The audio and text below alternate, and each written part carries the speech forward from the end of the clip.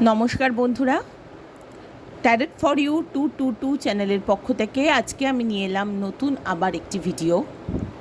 তো আজকে আমাদের রিডিংয়ের বিষয় হলো তোমার যিনি মনের মানুষ, সেটা তোমার ক্রাশ হন বা তোমার ম্যারিড হাজব্যান্ড ওয়াইফ যেই হন, তোমার পার্টনার, ঠিক আছে, বা তোমার বয়ফ্রেন্ড গার্লফ্রেন্ড যেই হোক, তোমার সঙ্গে তার সম্পর্ক প্রেমজ এবং তোমার পার্টনার, বা প্রেমজই হতে হবে এরম কোনো ব্যাপার নয়।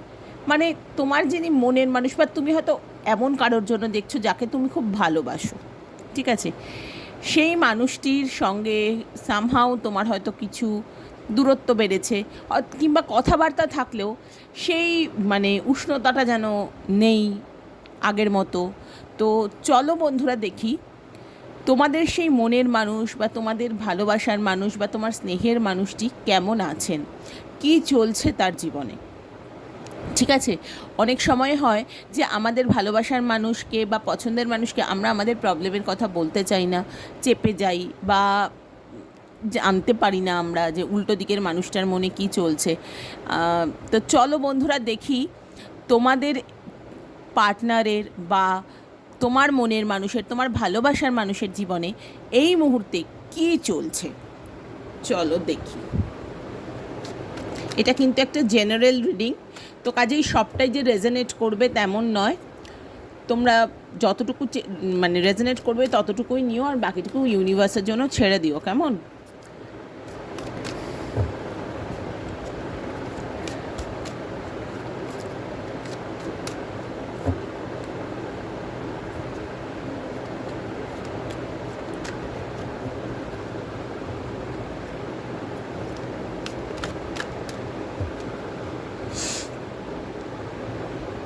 আর এখানে জেন্ডার স্পেসিফিক কিছু নেই, সবাই দেখতে পারো, টাইমলেস রিডিং, যে যখন দেখবে তার জন্য সেই সময় মানে তার সেই সময় রিডিং, ঠিক আছে।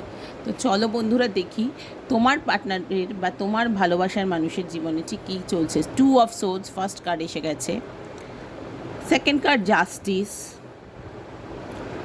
এবং থার্ড কার্ড এসেছে পেন্টাকেলস কার্ড, 3 অফ পেন্টাকেলস। আর একটা জেনারেল কার্ড নেব।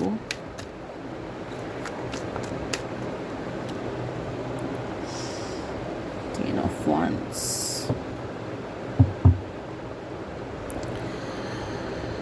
Five of swords bottom of the deck, যদিও তাও আমাকে দেখতে হবে কেন 2 অফ সোর্ডস এলো, কেন তার মনের কনফ্লিক্ট। চলো দেখি, ক্ল্যারিফাই করি, প্লিজ ক্ল্যারিফাই 2 অফ ওয়ান্স।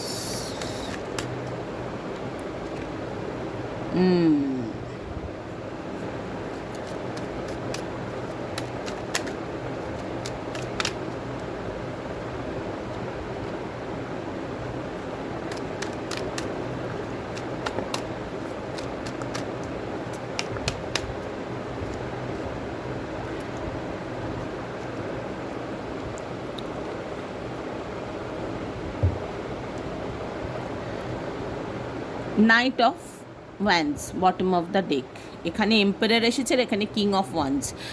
এখানে আলোর একটা সমস্যা, এই আলোটা ওপর থেকে পড়ে, তো এই জায়গায় মানে একটু অসুবিধাই হয়। তো তাও মোটামুটি দেখা যাচ্ছে, বাট ওই আর কি আলোটা বেশি পড়ছে। আমি একটু এটা তুলে রাখলাম, তাহলে তোমরা বুঝতে পারবে, বা একটু সরিয়ে রাখছি, বেটার, আলোটা এই জায়গাটাতেই পড়ে। তো ঠিক আছে বন্ধুরা, চলো দেখি কি চলছে তোমার পার্টনারের জীবনে বা ভালোবাসার মানুষের জীবনে। আমি এখানে দেখছি 1 মিনিট, আমি একটুখানি 1 মিনিট আমি একটু ব্রেক নিচ্ছি। আশা করি এবার সাউন্ডটা পরিষ্কার যাবে। ফ্যানটা চলছিল যার জন্য সাউন্ডটা একটা মানে আস্তে আস্তে হয়ে যায়, সেই জন্য। তো বন্ধুরা, সর্বোপরি তোমার পার্টনার তো প্রচুর রেসপন্সিবিলিটি নিয়ে ফেলেছে মনে হচ্ছে, এবং শুধু তাই না, মানে তোমার ভালোবাসার মানুষের জীবনে এমন কিছু বার্ডেন্স আছে, এক্সট্রা রেসপন্সিবিলিটি আছে, যার জন্য তাকে গাধার খাটনি খাটতে হয়, মানে প্রচুর পরিশ্রম করতে হচ্ছে, এবং সেই জায়গাটা থেকে ওনার ভীষণ কনফ্লিক্ট চলছে নিজের লাভ লাইফে। তো ভীষণই কনফ্লিক্ট আমি দেখতে পাচ্ছি। মানে ডিসিশন মেকিংয়ে ওনার ডিফিকাল্টিজ আসছে, ঠিক আছে, যে কোন দিকে যাব, যেদিকে অন্য একদিকে গেলে অন্য দিকের মানুষ রাগ করছে বা ওনার নিজের মনে হচ্ছে এটা ঠিক হচ্ছে না, উনি নিজে বুঝতে পারছেন না যে ওনার দুটো পথের মধ্যে কোনটা উনি বেছে নেবেন। এবং এখানে কিন্তু প্রবল থার্ড পার্টি ইন্টারফারেন্স আমি দেখছি, লাভ লাইফের ক্ষেত্রেও দেখছি, কারণ উনি তুলনায় যেতে যাচ্ছেন এবং হতে পারে তার মানে কারোর সঙ্গে প্রচুর কথাবার্তা হচ্ছে এবং এইটা ব্যাপারটা নিয়েই কথাবার্তা হচ্ছে যে উনি কোন দিকে যেতে চান। এবং প্রচণ্ড ভয়ে, মানে ভয়ের সামনাসামনি মানে হলে উনি চ্যালেঞ্জের সামনাসামনি হলে ভয় পাচ্ছেন, পরিষ্কার কথা হচ্ছে এটা। সত্যের সামনাসামনি হওয়াটাকে উনি মানে একদমই অ্যাকসেপ্ট করতে পারছেন না, কারণ এমন কাউকে না বলতে হবে বা এমন কোনো সিচুয়েশান সৃষ্টি হচ্ছে যার জন্য ওনার মনে হচ্ছে যে এটা উনি পেরে উঠবেন না। মানে সত্যিটাকে উনি দেখতে চাইছেনই না, একদমই চাইছেন না, ওনার সেই ক্ষমতাই নেই। মানে সত্যিটা দেখলে ওনার নিজের মধ্যে গিল্টি ফিলিং আসছে বা নিজের মধ্যে নানা রকম ভুলভাল চিন্তা আসছে, অথচ মানে সেই কারণেই উনি কিন্তু মানে পিছিয়ে বসে আছেন তাই না, উনি কিন্তু প্রচুর কথাবার্তা চালাচ্ছেন, নিজের লাভ লাইফেও চালাচ্ছেন, ঠিক আছে। এবং মানে দূরে কোথাও ওনার যাওয়ার ভাবনা রয়েছে যে এখানে আর দরকার নেই, এবার তাহলে আমি অন্য কোথাও যাই, এরকম একটা ব্যাপার। এবং মুভমেন্ট তো ওনার ডেফিনেটলি আছে, লাভ লাইফের ক্ষেত্রে উনি যথেষ্ট অ্যাক্টিভ, ঠিক আছে। যত চিন্তাই থাক, যত বার্ডেন্সই থাক, উনি কিন্তু লাভ লাইফের ক্ষেত্রে যথেষ্ট অ্যাক্টিভ। এবং এখানে ভীষণভাবে আমি থার্ড পার্টি ইন্টারফারেন্স পাচ্ছি এবং উনি প্রচণ্ড মানে এনার্জেটিক, মানে এই সমস্ত ব্যাপারে ডিসিশন নেওয়ার ব্যাপারে খুব প্যাশনেটলি ডিসিশন নিতেও চান। কিন্তু ব্যাপারটা হচ্ছে অ্যাডভেঞ্চার করতে গিয়ে এত বেশি অ্যাডভেঞ্চার করে ফেলছেন বিভিন্ন জায়গায় বিভিন্ন জনের সাথে, সেই জায়গাটাতে কিন্তু এবার বার্ডেন হয়ে যাচ্ছে। যে সেই একটা গান আছে না বাংলায়, যে মানডে দিলাম শিলাকে, সানডে দিলাম মোনাকে, এরকম কি একটা গান আছে, ওই দেবের একটা সিনেমা, মানে ওনার অ্যাটিটিউডটা হচ্ছে মোটামুটি সেরকম, ঠিক আছে। সবটাই আছে কিন্তু সবই উপর আছে, কমিটেড কোনো কিছু নেই। কথা উনি প্রচুর বলবেন, কিন্তু তারপর যখনই রিলেশনশিপে এগোবার কথা হয় উল্টো দিক থেকে, সেখানেই ওনার মনে হচ্ছে এটা একটা বার্ডেন, এদিকে আর এগোনো যাবে না, ঠিক আছে। একদম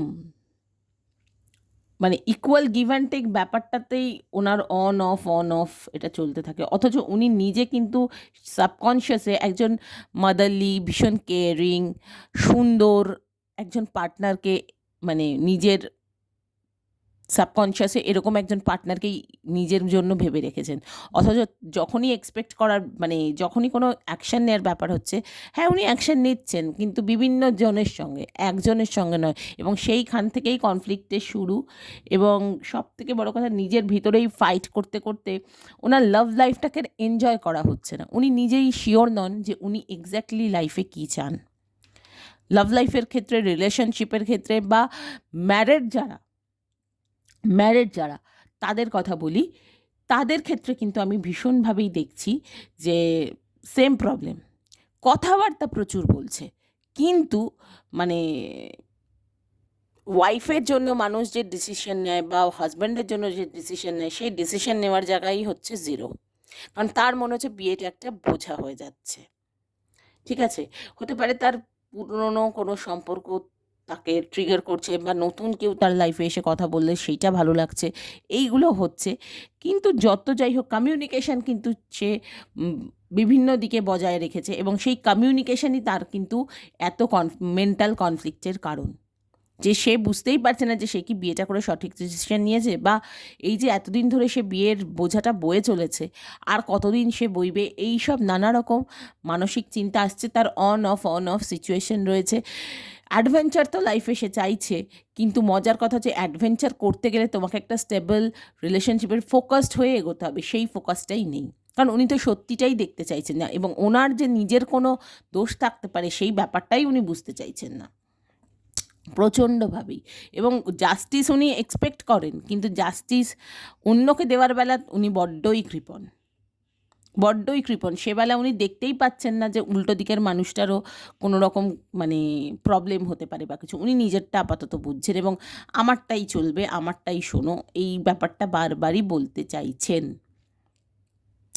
ক্যারিয়ারের ক্ষেত্রে আমি দেখতে পাচ্ছি ভীষণই ইমব্যালেন্স ছিল, কিন্তু সেই জায়গা থেকে কিন্তু উনি শক্ত হাতে সেটা ম্যানেজ করে একদম নিজের মানে অথরিটিতে এনে মানে নিজেকে যথেষ্ট এস্টাবলিশ করেছেন এবং এই মানুষটি সম্ভবত বয়সে তোমার থেকে বড়, ঠিক আছে? বা তোমরা দুজনেই বেশ ম্যাচিওর্ড এজের, খুব ম্যাচিওর্ড এনার্জি, ঠিক আছে? উনি কিন্তু নিজের লজিক মানে এতটাই উনি ডমিনেটিং যে নিজের লজিককে উনি ইমোশনসের ওপরে রাখেন, ঠিক আছে? এবং মনের ওপরে, হৃদয়ের ওপরে নিজের মাথাকে রাখছেন, ঠিক আছে? তো কাজেই এই ব্যাপারটা কিন্তু মানে স্টেবিলিটি তো উনি ডেফিনেটলি আনতে চাইছেন এবং ক্যারিয়ারে উনি যথেষ্ট এস্টাবলিশ, স্টেবল, মানিটারি দিক থেকে সেই সমস্যা নেই। যেটুকু ইমব্যালেন্স ছিল সেটা কিন্তু উনি ব্যালেন্স করে ফেলেছেন এবং উনি জাস্টিস এনেছেন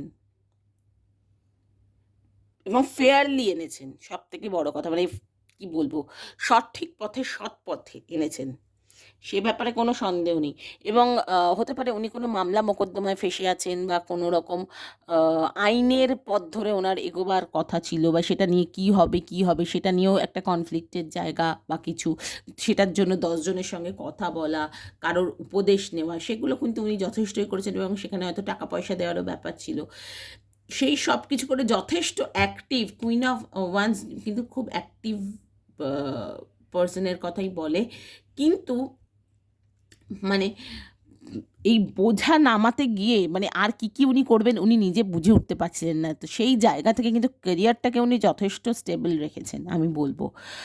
এবং এখানে যে আমরা দেখছি যে লাভ লাইফের ক্ষেত্রে এত কনফ্লিক্ট চলছে, ততটা কিন্তু ইমব্যালেন্স ক্যারিয়ারের ক্ষেত্রে নেই। এখানে অনেকেরই থার্ড পার্টি সিচুয়েশনটা কিন্তু ক্যারিয়ার, ঠিক আছে? ক্যারিয়ারের ইমব্যালেন্সটা কিন্তু তার মনে কনফ্লিক্টের সৃষ্টি করছে যে অফিসে সময় দেবো, বিজনেসে সময় দেবো, নাকি পার্টনারকে সময় দেবো বা ভালোবাসার মানুষকে একটু দেখা করে আসবো বা কিছু, ঠিক আছে? বোঝাতে পারলাম? কারণ প্রচুর এক্সট্রা বার্ডেন্স এই মানুষটি নিয়ে রেখেছেন। তো বন্ধুরা, ক্যারিয়ার হলো, লাভ লাইফ হলো, এবার দেখি হেলথের জায়গাটা কিন্তু মোটামুটি ভালোই। কারণ এখানে আমি দেখতেই পাচ্ছি, তো বন্ধুরা 3 অফ পেন্টাকলস অ্যাজ হেলথের কার্ড তো যথেষ্ট ভালো, তবে তোমার পার্টনার কিন্তু টিম ওয়ার্ক খুব ভালো করে।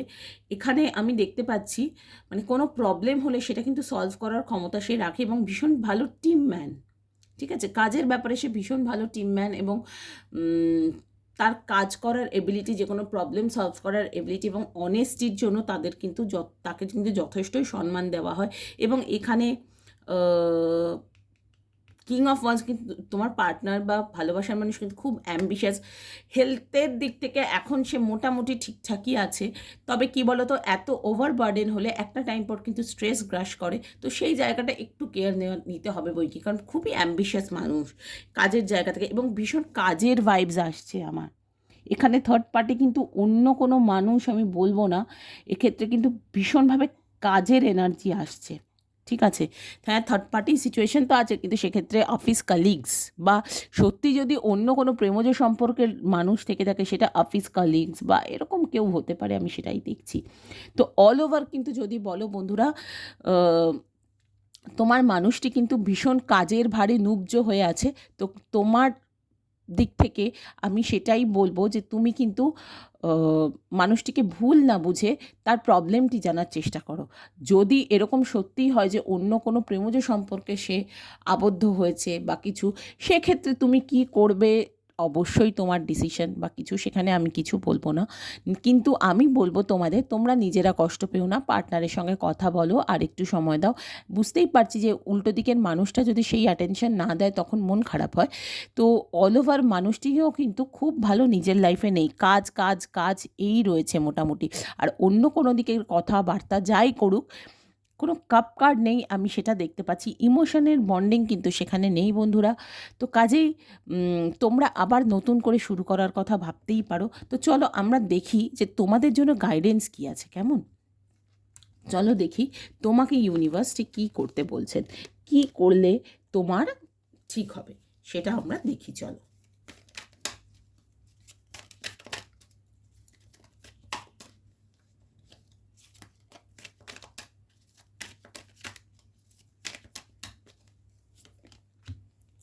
বন্ধুরা, তোমাদেরকে কিন্তু নিজের লক্ষ্যে ফোকাস থাকতে বলা হচ্ছে। তুমি যাই চলুক সেই সত্যি কিন্তু খুব শিগগিরই তুমি জানতে চলেছ। তোমার মেন্টাল ক্ল্যারিটি আনো এবং অবশ্যই নিজের ইন্টেলেকচুয়াল পাওয়ারকে বুস্ট আপ করো। নিজের জীবনের অথরিটি নাও, অন্য কেউকে না। তোমার খুশির কারণ তুমি হও, অন্য কেউ কেন হবে। দেখি আর কি আছে। বাহ, দারুণ কার্ড।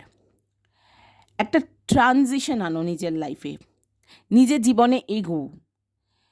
এই মানে মেন্টালি যে তুমি স্টাক হয়ে আছো সেই জায়গাটা থেকে বেরো এবং এবারে একটু এগোনোর সময় এসছে। খোঁজ খবর নাও যে কি চলছে। নিজে বসে কষ্ট পেয়ে তো লাভ নেই, কারণ মানুষটি যে ঠিক নেই সেটা তো আমরা দেখতেই পেলাম। এবং তোমার কিন্তু মানে ঘুরতে যেতেও বলা হচ্ছে যে, বা ঘুরে এলে দেখবে মানুষের মনটা ফ্রেশ লাগে বা কিছু। অ্যান্ড বাহ, হ্যাঁ, পুরনো সম্পর্কের ভালো সময়গুলো মনে করে তুমি নস্টালজিক হতেই পারো, কোনো দোষের কিছু নয় সেটা। তবে কি বলো তো, মানে যত পুরনো কথা মনে করবে সেটা কিন্তু তোমাকে মানে যে এত সময় কাটিয়েছি এখন এরকম হচ্ছে, এই তুলনাতে যেও না। ভালো সময়গুলোকেই শুধু এনজয় করো। তবে হ্যাঁ, আগামীতে কিন্তু তোমার জীবনে আনন্দ আসছে। কোনো চাইল্ডহুডের ফ্রেন্ড, তোমার পুরনো বন্ধু তোমার লাইফে ফিরে আসছে। সে অনেক স্মৃতি নিয়েই সে ফিরবে। তো দেখি আর ও ইমোশনালি জায়গা থেকে তুমি নিজেকে একটু উইথড্রন করো। ডিসঅ্যাপয়েন্টমেন্ট আছে আমি জানি, তোমার মানে একাকিত্ব আছে আমি জানি, কিন্তু তার সত্ত্বেও আমি বলবো এইবার কিন্তু ইমোশনালি নিজেকে উইথড্র করার টাইম এসছে। কারণ তুমি যতই ইমোশনালি বন্ডেড থাকবে, যত এক্সপেক্ট করবে, ততই কিন্তু কষ্ট বাড়বে। তো কারোর থেকেই কোনো এক্সপেকটেশন রেখো না বন্ধুরা। তুমি তো খানিকটা হলেও জানতে পারলে যে কিছুটা হলেও তোমার পার্টনার কাজ, নিজের ক্যারিয়ার এসব নিয়ে ব্যস্ত আছে। তো সেই জায়গাটা থেকে তুমি একটু নিজে কথা বলো, কোনো এক্সপেকটেশন নিয়ে না, এমনি নর্মালি কথা বলো। মানুষ তো এমনিও কথা বলে। ভালোবাসার মানুষ, সে তোমার পার্টনার হোক, নিজের ভালো বন্ধু হোক, সেই জায়গা থেকে তুমি একটু নিজেই নয় এগিয়ে যাও।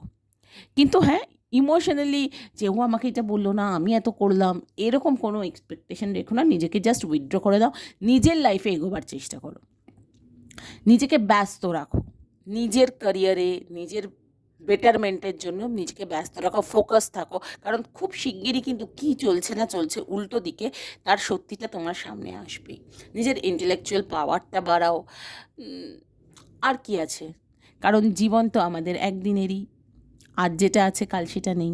আজকের সময়টা তুমি আর কাল ফেরত পাবে না, কাজেই এনজয় করো, উপভোগ করো নিজের সুন্দর জীবনটাকে, প্রত্যেকটা দিনের প্রতিটা মুহূর্তকে। এই যে এত গরম, সেটাকেও এইভাবে নাও যে ঠিক আছে চলো গরম চলে গেলেই তো বর্ষা আসবে, যদিও সেটা ওই পুজোর সময়ই আসবে, তাও। তো বন্ধুরা, আজকে এইটুকুই রইল।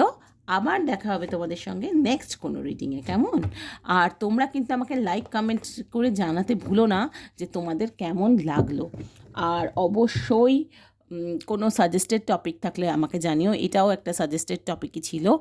আর আমি যখন লাইভ করি অবশ্যই প্রত্যেকে জয়েন করো। আমার যারা ভিউয়ার আছে তাদের সঙ্গে আমি খুব সহজে কানেক্ট করতে পারি, তাই সাবস্ক্রাইব করে রেখো চ্যানেলটি। নতুন যারা বন্ধু দেখছো, please subscribe my channel. And তোমাদের যারা ফ্রেন্ডস আছে তাদেরকেও আমার চ্যানেলের কথাটা বলো বা শেয়ার করে দিও লিঙ্কটা, যাতে তারাও আমার ভিডিওগুলো দেখে কিছুটা হলেও উপকৃত হতে পারে। অন্তত আমি তো চেষ্টা করছি তোমাদেরকে যতটা সম্ভব সার্ভ করার। যদি আরও কিছু প্রয়োজন হয় বা আমার কোনো ভুল থাকে, সেটা অবশ্যই তোমরা কিন্তু আমাকে জানিও, কেমন? তো আজকে এই অবধিই থাকলো, দেখা হচ্ছে নেক্সট রিডিংয়ে। টাটা।